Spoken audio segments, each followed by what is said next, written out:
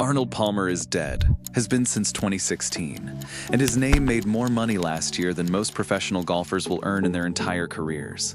Shirts in Tokyo, cans in every gas station in America, golf bags in Dubai, $300 million a year.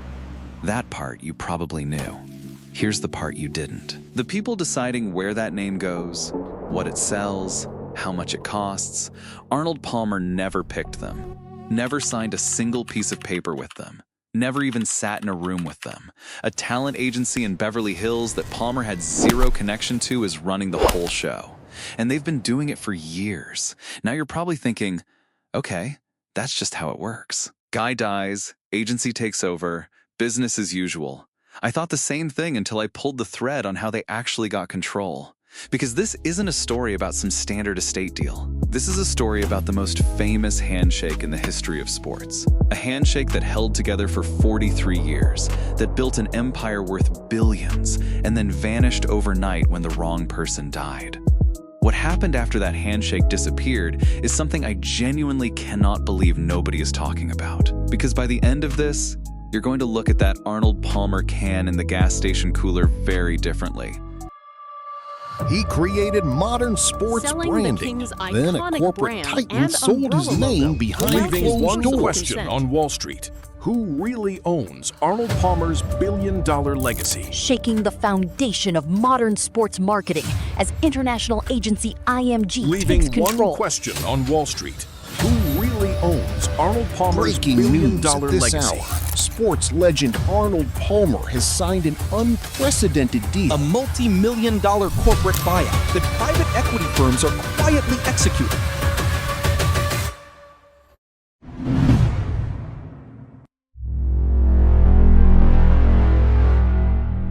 In September of 2016, Arnold Palmer died in a hospital in Pittsburgh. He was 87. Within hours, every network in America ran the same tribute. The king of golf. The man who made the sport popular. The smile that sold a million things. None of them mentioned what happened next. Within months of his death, a talent agency in Beverly Hills that Palmer had never chosen, never signed a contract with, and never shaken hands with began making decisions about his name. Where it would appear. What it would sell. How much it would cost. The Arnold Palmer brand today generates an estimated $300 million a year. The umbrella logo is on shirts in Tokyo, on cans in gas stations in Oklahoma, on golf bags in Dubai. By some measures, it is the most valuable dead celebrity property on Earth.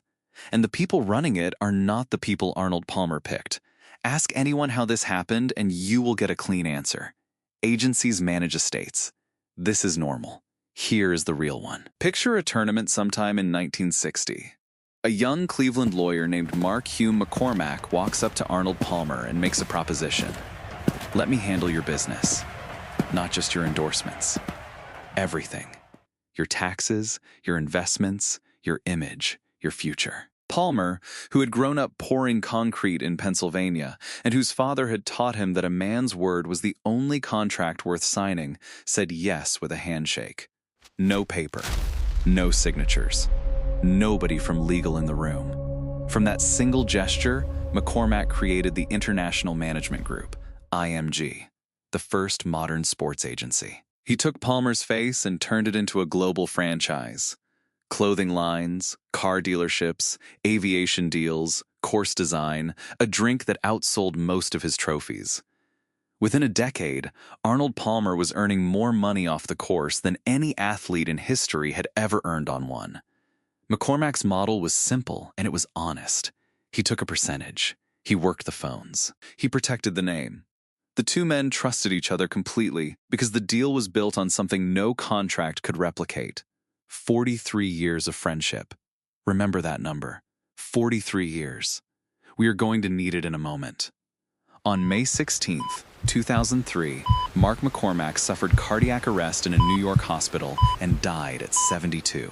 He had spent the previous 4 months in a coma after a heart attack on the first tee of a golf course in Florida. The man who invented sports marketing died the way he lived. On a golf course, one step ahead of everyone else, until he wasn't. Here is where the story turns.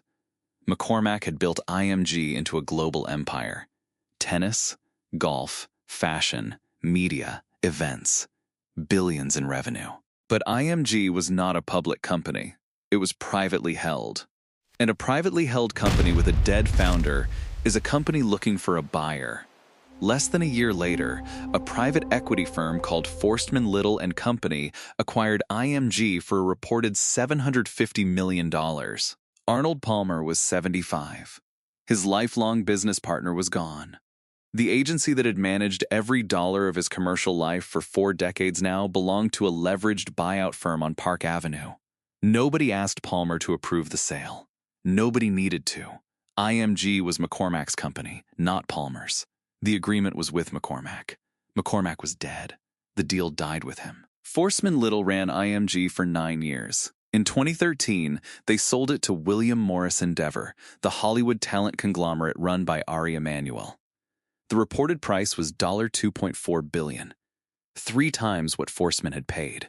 Sit with what that transaction means for a moment. Over 10 years, Arnold Palmer's name had helped triple the value of a company he did not own, could not vote in, and held no equity stake in. His likeness was the crown jewel, the umbrella logo, the drink, the licensing deals across Asia, the course design royalties. All of it managed by IMG, all of it generating revenue that flowed through IMG's books and justified IMG's valuation. By 2013, the people making decisions about the Palmer name were not golf people. They were entertainment executives, film agents, television packagers, people who understood intellectual property the way a refinery understands crude oil. You extract it, you process it, you sell it at margin. Palmer was 84 and still alive, still tinkering with clubs in his workshop in Latrobe, still walking Bay Hill, still signing autographs for anyone who asked. And somewhere in a tower in Beverly Hills, a team of licensing specialists was deciding which department store chains in Southeast Asia could print his umbrella on a polo shirt. I want to step out from behind the narration for a moment. A photograph surfaces occasionally in golf history books. It shows Arnold Palmer in his workshop in Latrobe, late in life. He is standing at a workbench surrounded by hundreds of club heads. Persimmon, steel, titanium, arranged in rows on the walls like a library. His hands are on a putter. He is alone. That workshop was the one place in the world where the Arnold Palmer name was still exactly what Arnold Palmer wanted it to be. A man and a club, and a feeling that the next swing might be the one. Outside those walls, his name was on cans and caps and contracts in languages he could not read. The empire had turned into something else entirely. It ran well. It made money. But it did not love golf. It did not rewrap a leather grip at sunset because the feel was not quite right. McCormack had cared. That was the difference no acquisition could preserve. When McCormack managed the name, someone in the room knew the man behind it. After McCormack died, the name was just a line item. Walk into any convenience store in America. Move to the cold case. Between the energy drinks and the bottled water, you will find a tall can with an umbrella on it. Half iced tea, half lemonade. The Arnold Palmer. No licensing team invented that drink. Palmer made it for himself at home, mixing the 2 things he liked after a round. A waitress at a tournament overheard him order it. Other golfers started asking for the same thing. It became famous the way everything about Palmer famous. Naturally, because people liked him. Here's the number that closes the case. The Arnold Palmer drink, licensed through IMG and produced by Arizona Beverages, generates more annual revenue than the Arnold Palmer Golf Company earned in its entire existence. The product Palmer created by accident, by being himself, outlasted the one he built on purpose. There is a lesson in that, and it is not the one the agency would tell you. The most valuable thing Arnold Palmer ever created was something no agency could manufacture. People trusted him. They felt like they knew him. And you cannot license that, no matter how many cans you print. He died in September of 2016. The agreement died in 2003. The empire lives forever, and not $1 of it goes where a handshake would have sent it. What do you think? Should an athlete's name belong to the agency that manages it, or to the family that carries it? Tell me in the comments. And if this kind of investigation into where the money really goes in golf matters to you, subscribe now. There is a lot more coming.